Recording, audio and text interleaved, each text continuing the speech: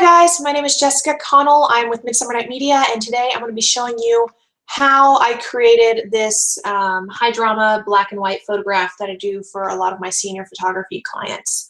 Okay, so over here is the photograph that I started with. It's already pretty much color corrected, and I also retouched out any blemishes and some bags under the eyes and stuff like that. Okay, so the first thing I did, let me merge the layers here. So the first thing I did was I created a copy of the background layer here. So what I did was I clicked on the layer and then I hit Control J or Command J on Mac. So now with this layer right here selected, what I did was I went over to Filter, Other, High Pass. All right, let me pull this over here. All right, so you can see he's definitely turned all weird, funky looking. And what you want to go for is you want to kind of have these defined edges, and you really want it to kind of show a lot of detail in here. I decided around 12, 13 pixels was right for me because if I went down to 5, it was too little. Way up here, that was too much. Oh, about 12 is about right. So there, hit OK. All right, now with this layer here still selected, you're going to come up here, click, and change it to overlay. So as you notice, it doesn't do too much to the photo other than it just kind of sharpens this up a bit and makes the skin, you can see the skin texture a little bit more, and you can really bring out the texture in the leather here. And it's a really nice way to kind of add some oomph to a photograph for a senior boy.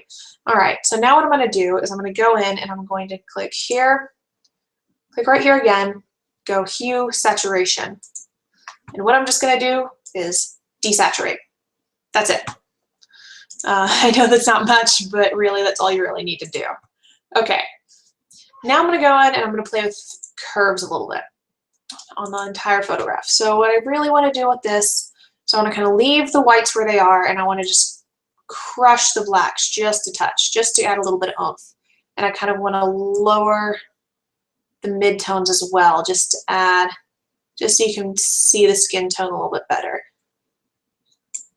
There you go. There you have it. Okay.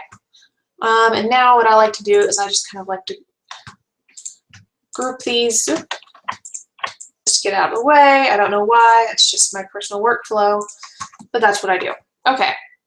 So now what we're going to do is we're going to click here again, make another curves layer.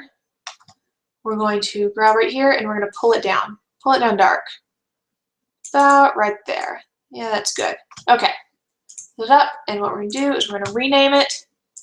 Layer, rename layer, and we're going to name that burn. That's going to be our burn layer. Okay. And we're going to do, then what we're going to do is we're going to click on the layer mask here, and with black paint bucket, we're just going to fill it all in. And what we're going to do is we're going to do the same thing, create another curves layer, except this time we're going to bring it up some. Okay. And we're going to fill it in, and we're going to, we're going to rename it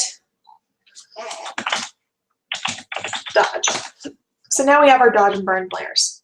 Okay, so what we want to do with this burn layer is with a white soft brush, we're going to brush on the areas that we want to make darker. So up here we want to define this jawline right here and make him look, that helps make him look more masculine. So we're going to just brush on right underneath this jawline. We're going to brush on down here and kind of right over here as well. Okay, and then what we're also going to do is right here on this cheekbone. We're going to do it right there and just a little bit down the bridge of his nose. Okay, now what I'm going to do, just because I kind of wanted his shirt to be a little bit darker, is we're going to brush it on his shirt as well, though that's not as big of a deal. Okay, so now we have all the darker places. Oh, one more thing. Okay, what we're also going to do So we're going to zoom in really close on his eyes and get that dark brush again with a really small brush. We're going to do just the irises, make those a little bit darker, or pupils, yeah. And then just on the outside of the iris, we're going to kind of just trace a line. This technique works really, really well on lighter eyes, like blue eyes or green eyes. You don't really tend to notice as much on like dark brown eyes, but still it's something worth noting. So just to check, look and see. Yeah, all right, I like that. Now on the dodge layer, we're going to dodge anywhere that we want to make more prominent. So we want to make this cheekbone a bit more prominent. We want to go down the bridge of his nose a bit. And again, right on this jawline, we want to go right on this jawline here to bring that up. And then we want to kind of, in his neck more, we're going to bring that out and kind of right here as well. So yeah, and then what we're going to do is we're going to zoom in again on his eyes, and we're going to brighten up those irises a little bit. Okay. Green. Okay. So there we have it. There we have what we did with the dodge and what we did with the burn. Oh, sorry. This is dodge. This is burn. There we go. All right, so now what we're going to do is we're going to click on this layer mask here. We're going to go over to Filter, Blur, Gaussian Blur. And at probably about 30 pixels is right for this photograph. And what we're doing, we're going to actually add a Gaussian blur to the layer mask. So it kind of just softens everything up a bit. And we're going to do that to dodge, and we're going to do that to the burn layer. All right, there we go. And now I really think the dodge and burn layer are a little bit too much, so we're just going to lower the opacity till we get it to about where we want it to be. I think probably about 70% is good for the dodge layer. Burn layer, we might have to pull it back a little bit more. Probably about 60 is good for that. Okay. So that way it's still there, but you know, we're making it look a lot better. Okay, so now that we have all that done, what we're going to do is we're going to go in and do a gradient map. I personally love gradient maps. They're probably one of the most underutilized tools in Photoshop, I think. So anyway, we're going to add gradient map, and then what we're going to do is we're going to double click right here. And so what you do with the gradient map is the stuff on the left-hand side here is what we're changing the shadows to, and the right side is what we're changing the highlights to. So what we want to do for this one is we want to change the shadows to a bit more of a bluish purple here. A little bit darker.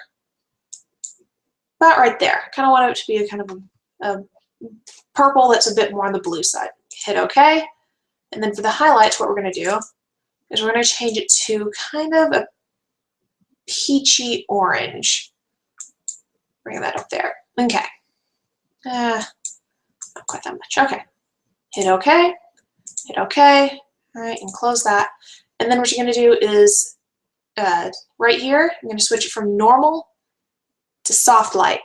So it's not as intense on the photo. And then you're going to bring the opacity back probably to somewhere around, somewhere between 30 and 50%. I'm going to choose around 35. Maybe closer to 40. There we go, 40.